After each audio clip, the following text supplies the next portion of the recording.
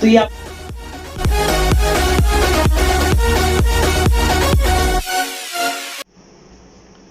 Good morning friends, कैसे हैं आप लोग। तो हम लोग आयनिक इक्विलिब्रियम पर डिस्कस कर रहे थे और आयनिक इक्विलिब्रियम पर हम लोग सॉल्युबिलिटी के बारे में डिस्कस कर रहे थे। अभी आयनिक इक्विलिब्रियम का एक कंसेप्ट रहता है जिसमें हम लोग पीपीटी फॉर्मेशंस की बात करेंगे, उसमें हम लोग कुछ एप्लीकेशन की भी बात करेंगे, सॉल्युबिलिटी ऑफ एप्लीकेशन की बात करेंगे। तो आज के इस लेक्चर में हम लोग पढ़ने जा रहे हैं पीपीटी, फॉर्मेशन ऑफ प्रेसिपिटेशन। ये और बहुत इंटरेस्टिंग टॉपिक है, तो हम लोगों को वो आज डिस्कस करना है। बेसिकली अगर हम लोग बात करें प्रेसिपिटेशन की, तो हम लोग जानते हैं कि अगर सॉल्युबिलिटी कम है तो सिंपल सी बात है प्रेसिपिटेट बनाएगा। अब इस बात को जरा सिंपल लैंग्वेज में समझते हैं। सिंपल लैंग्वेज मतलब अपने किचन वाले रूल से। मान लिया हमने एक कंटेनर लिया और उस कंटेनर में हम ऐसे मान लेते हैं हमने एक गिलास दूध लिया और उस दूध में हमने क्या डाल दिया, उस दूध में हमने हल्दी डाल दी। हम उस हल्दी को कितना भी सेक करें, 10 मिनट के लिए अगर हम रख दें तो हल्दी सेटल डाउन हो जाएगी उस ग्लास के नीचे। एक्चुअली हो क्या रहा है, वहाँ पर जो वो टर्मरिक है वो कंप्लीटली डिसॉल्व नहीं होता है, लेकिन आप लोगों ने देखा होगा कि वो मिल्क के कलर को चेंज कर देता है। मिल्क के कलर को जरूर चेंज कर देता है, लेकिन वहाँ पर 100% उसकी सॉल्युबिलिटी नहीं है। कैसे कह सकते हैं 100% सॉल्युबिलिटी नहीं है? Whenever you will see, then turmeric will be settled down in the bottom of the glass.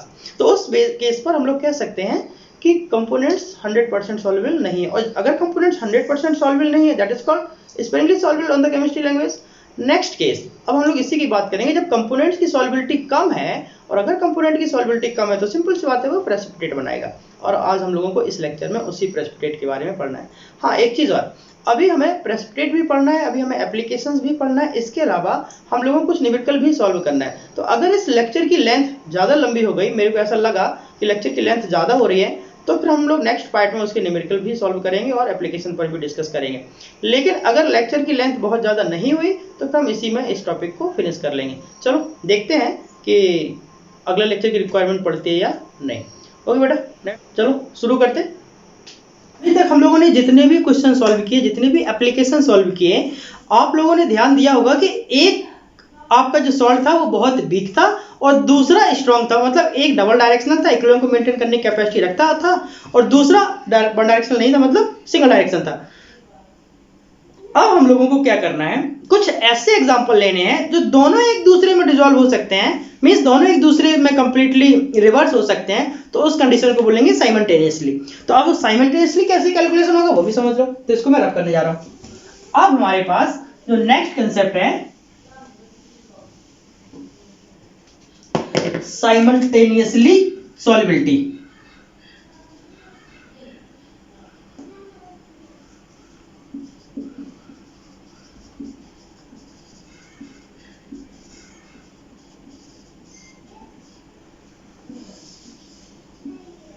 अब ये साइमल्टेनियसली सॉल्युबिलिटी का मतलब क्या है? इसका मतलब ये है कि जब दो या दो से ज्यादा कंपोनेंट्स आपस में कंबाइंड होंगे और उन दोनों में ही अगर फैक्टर कैसा है, कॉमन है, तो वो एक दूसरे की सॉल्युबिलिटी को तो कम कर देंगे। तो उस कंसेप्ट पे हम लोगों को समझना है कि सॉल्युबिलिटी को किस तरीके से कैलकुलेट किया जाएगा। तो देखो, मान लिया हमने लिखा इफ 2 और more soluble salt having at least one common ion dissolve together। ठीक है, क्या लिखा है? अगर दो या दो से ज्यादा इनसॉल्युबल सॉल्ट जिनमें एटलीस्ट एक कॉमन आयन जरूर हो और वो एक दूसरे में डिसॉल्व होंगे, तो क्या होगा? बेसिकली होगा क्या, दोनों की सॉल्युबिलिटी कम होगी। क्यों कम होगी? उसका रीजन ये है कि दोनों में कॉमन आयन कंसेप्ट अप्लाई हो जाएगा। दोनों में कॉमन आयन इफेक्ट के अकॉर्डिंग हम लोग सॉल्युबिलिटी को अप्लाई करेंगे। तो देखो कैसे, एग्जांपल के लिए समझ लेते हैं। मान लेते हैं हमारे पास AgCl है और AgCl को AgBr के साथ ऐड कर दिया जाए या AgCl को AgBr में डिसॉल्व कर दिया जाए। तो देखो जब दोनों एक दूसरे में कंबाइंड होंगे तो Ag और Ag दोनों कॉमन है, तो दोनों कॉमन आयन इफेक्ट के अकॉर्डिंग काम करेंगे, तो इनकी सॉल्युबिलिटी आपस में कैसे होगी? डिक्रीज होगी। नेक्स्ट, अगर हमने AgBr को मान लेते हैं AgI के साथ ऐड कर दिया, तो यहाँ पर भी क्या है, Ag और Ag कैसा है, कॉमन है, तो यहाँ पर भी कॉमन आयन इफेक्ट कंसेप्ट काम करेगा। फाइनली क्या होगा, दोनों एक दूसरे के सॉल्युबिलिटी को क्या करेंगे, डिक्रीज करेंगे। नेक्स्ट हमारे पास है, अगर मान लो हमने ले लिया Ag2 C2O4 को किसके साथ ऐड कर दिया, AgCl के साथ। अगर Ag2C2O4 को AgCl के साथ ऐड कर दिया तो यहाँ पर भी देखो Ag क्या है, कॉमन है। तो इस तरीके से हम लोग बता सकते हैं कि इन दोनों की आपस में सॉल्युबिलिटी क्या होगी, कम होगी, बिकॉज ऐसे ही वो दोनों ही इनसॉल्युबल हैं। और वो क्यों ऐसा होगा, क्योंकि उसमें कॉमन आयन इफेक्ट का कंसेप्ट अप्लाई होगा। और हम लोग जानते हैं कि जब भी कॉमन आयन इफेक्ट का कंसेप्ट अप्लाई होता है तो जैसे जैसे concentration of common ion increase होता है, रिएक्शन क्या होती है, बैकवर्ड होती है, आई मीन सॉल्युबिलिटी क्या होगा, डिक्रीज होगा। नेक्स्ट ऐसे ही अगर हम लोग मान लेते हैं, एग्जांपल हमने मान लिया CaF2 और CaF2 को अगर हमने किसके साथ ऐड कर दिया, SrF2 के साथ, तो देखो यहां पर भी FF क्या है, कॉमन है। तो मिस कुल मिला के आपको ये समझना है कि अगर कोई भी सॉल्यूशंस में प्रेजेंट कंपोनेंट्स का जो सॉल्ट है और अगर वो आपस में इंसॉल्युबल है और इंसॉल्युबल के केस में अगर वहां पर कॉमन आयन इफेक्ट का काम कर रहा है तो उनकी सॉल्युबिलिटी क्या होगी, डिक्रीज होगी। हाँ, अब इंसॉल्युबल सॉल्ट का मतलब ये नहीं कि इंसॉल्युबल कंप्लीटली है, इंसॉल्युबल का मतलब है कि माइनर पॉइंट उनका सॉल्युबल है। आई मीन जैसे 1 लीटर में AgCl कितना होता है, 10⁻⁵, इट मींस 0.0001 है। तो इस केस में हम लोग उस तरीके के क्वेश्चंस को सॉल्व करते हैं। तो साइमल्टेनियसली सॉल्युबिलिटी भी निकालने का हमारे पास एप्लीकेशन होता है। तो देखो ये आप लोग समझ गए होंगे साइमल्टेनियसली सॉल्युबिलिटी क्या होता है। अब इसका एप्लीकेशन देखो। और हाँ, एक चीज और याद रखना, सॉल्युबिलिटी प्रोडक्ट हम केवल वहीं अप्लाई करते हैं जिधर इक्विलिब्रियम मेंटेन होगा। अगर इक्विलिब्रियम नहीं होगा तो वहां पर सॉल्युबिलिटी कंसेप्ट आप अप्लाई नहीं कर पाएंगे। तो देखो फिलहाल हम लोग इनके एप्लीकेशंस की बात करते हैं। कैलकुलेट साइमल्टेनियसली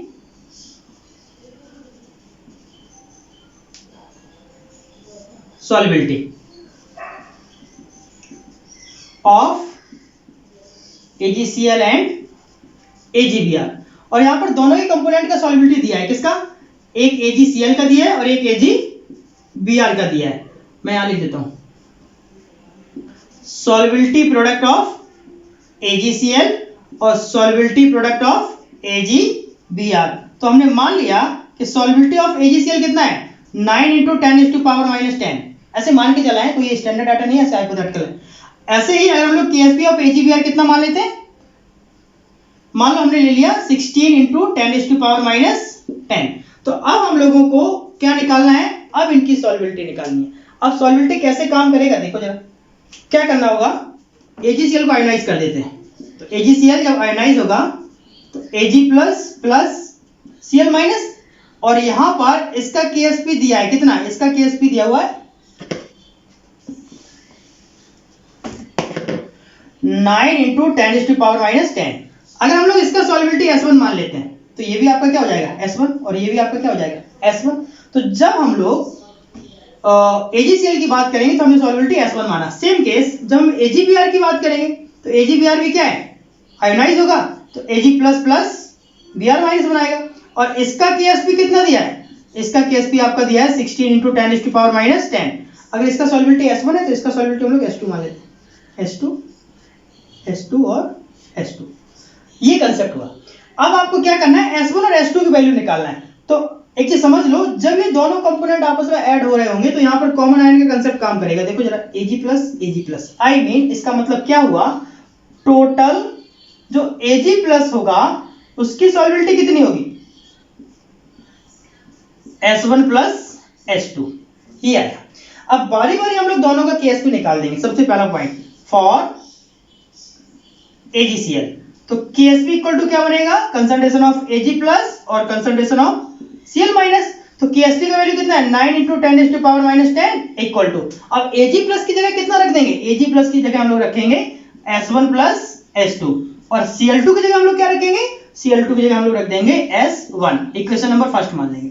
सेम केस अब हमने निकाला फॉर AgBr, और जब AgBr के लिए बात आएगी तो KSP इक्वल टू कितना आ जाना चाहिए, कंसंट्रेशन ऑफ Ag+ और कंसंट्रेशन ऑफ Br-। तो यहां पर फिर से AgBr के KSP कितना दिया है, 16 × 10⁻⁻10 इक्वल टू Ag+ की जगह फिर से क्या रख देंगे S1 + S2 और Br की जगह क्या हो जाएगा S2। Equation number second. अब हमें किसी तरह S1 और S2 निकालना है। अब एक चीज समझ लो, अगर हम इन दोनों इक्वेशन को आपस में डिवाइड करेंगे तो क्या S1 और S2 निकाल पाएंगे, S1 + S2 S1 + S2 तो क्रॉस हो जाएगा, ऐसे आएगा S1/S2, मतलब नहीं निकाल पाएंगे। अगर हमने मल्टीप्लाई कर दिया तो S1 × S1 आ जाएगा, वो भी नहीं निकाल पाएंगे। तो हमें क्या करना है, दोनों इक्वेशंस को ऐड कर दो। जब हम दोनों इक्वेशंस को ऐड करेंगे तो किस तरीके से काम होगा वो भी समझ लो।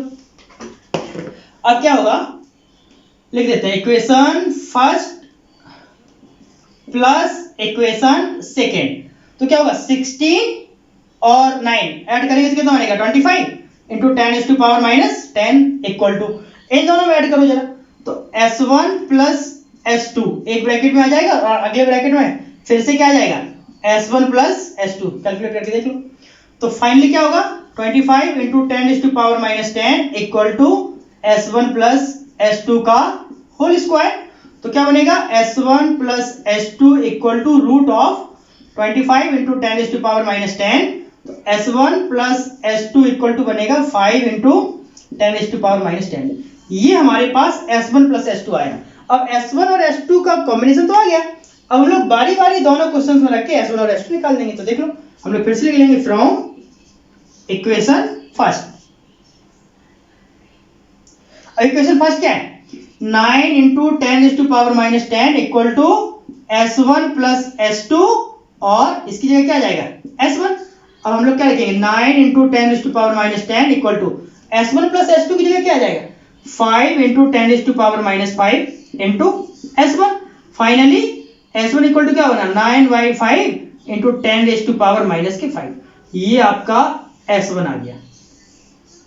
अब हम इसी तरीके से S2 भी निकाल सकते हैं, इस इक्वेशन में रख दो S2 निकल जाएगा। देखो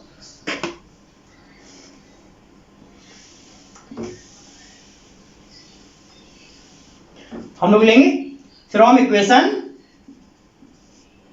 सेकेंड, और इक्वेशन सेकेंड क्या है 16 into 10⁻⁻10 equal to S1 plus S2 और यहां पर ब्रैकेट के बाद S2 कैंसिल कर दो। अब देखो S1 plus S2 equal to हम लोगों ने क्या निकाला 5 इंटू 10⁻⁵ कितना है 5 इंटू 10⁻⁵, तो लिख दो 16 into 10⁻⁻10 equal to 5 into 10⁻⁵ into S2।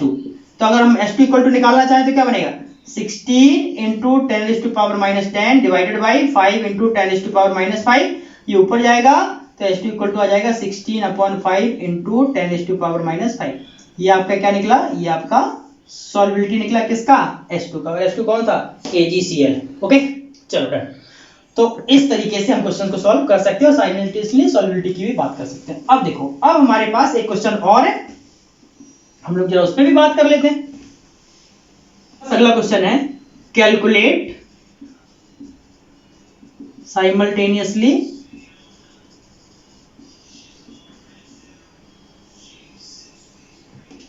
solubility, calculate simultaneously solubility of CaF2 and SrF2 ऐसे दिया है। दूसरा केस KSP भी दिया है, KSP किसका CaF2 का कितना दिया है 10⁻⁻12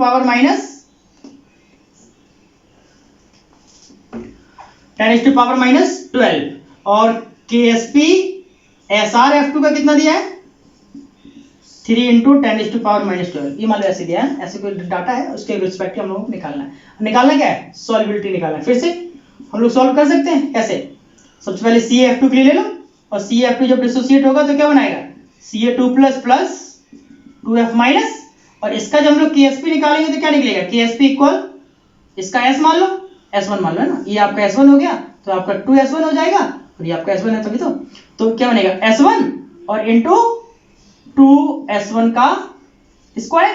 लेकिन फिर से वही कंसेप्ट काम करेगा, कौन सा वाला, दोनों का कंसंट्रेशन आपको निकाल के ऐड करना पड़ेगा बिकॉज कॉमन इफेक्ट अप्लाई होगा। तो कर लोगे आप लोग,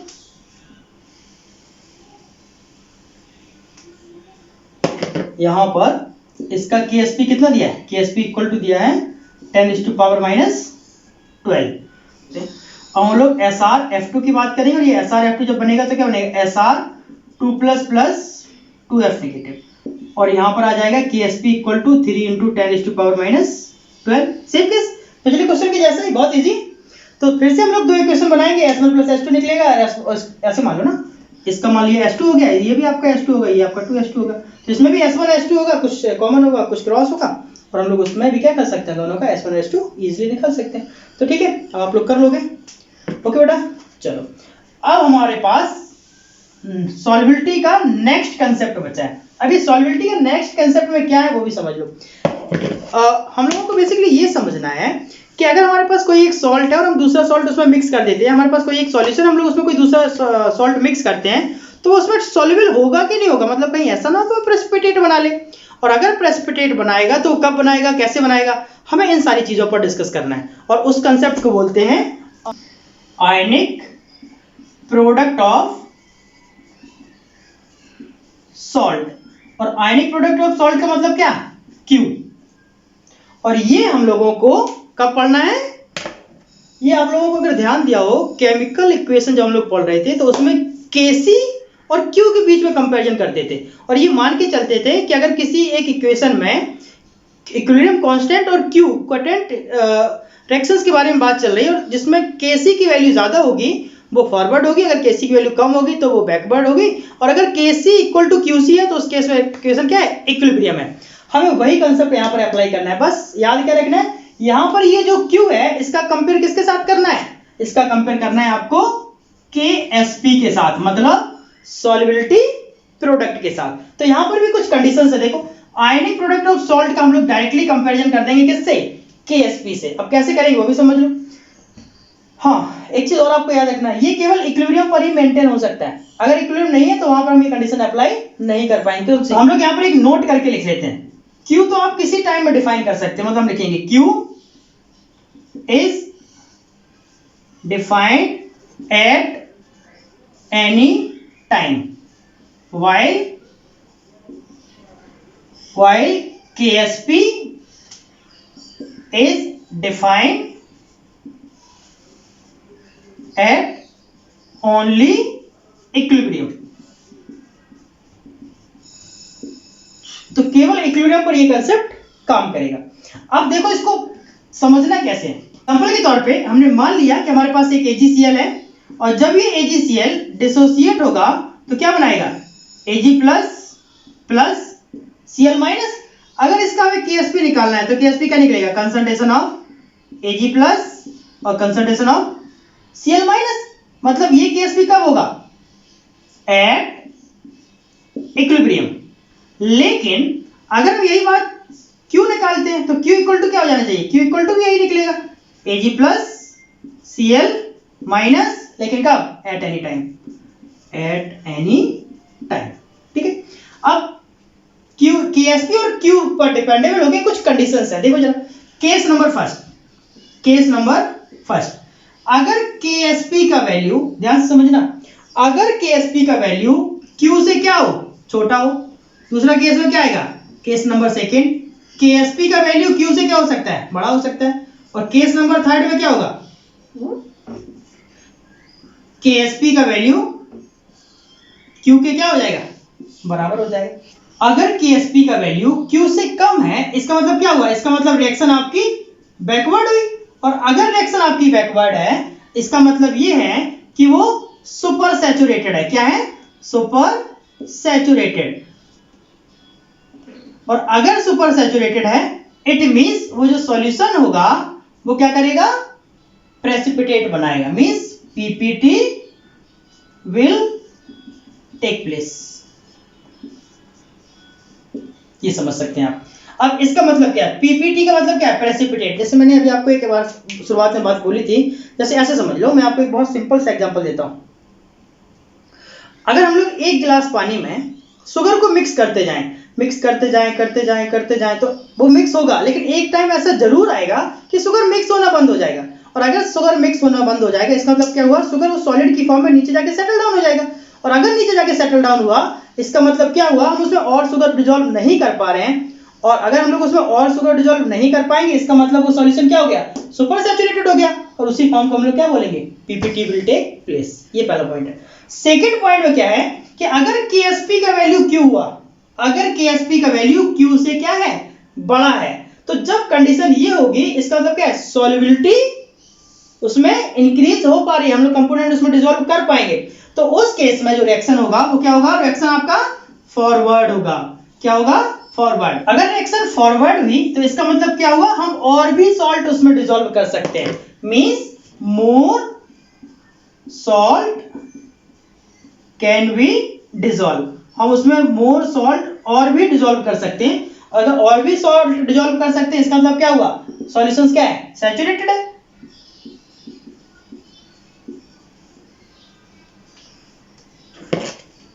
अगर हम लोग इसमें मोर सॉल्ट और भी डिसॉल्व कर पाएंगे, इसका मतलब क्या हुआ, सॉल्यूशन क्या है, अनसैचुरेटेड है। ठीक है, तो ये तो हो गई। जब KSP छोटा होगा Q से तो इसका तो रिएक्शन बैकवर्ड होगी और वो प्रेसिपिटेट बना लेगा और वहां पर जो सॉल्यूशन होगा वो सुपर सैचुरेट होगा। दूसरा केस, अगर KSP का वैल्यू बड़ा है Q से तो रिएक्शन फॉरवर्ड होगा और उसमें हम और भी सॉल्ट डिसॉल्व कर सकते हैं, फाइनली हम लोग कह सकते हैं अनसैचुरेटेड होगा।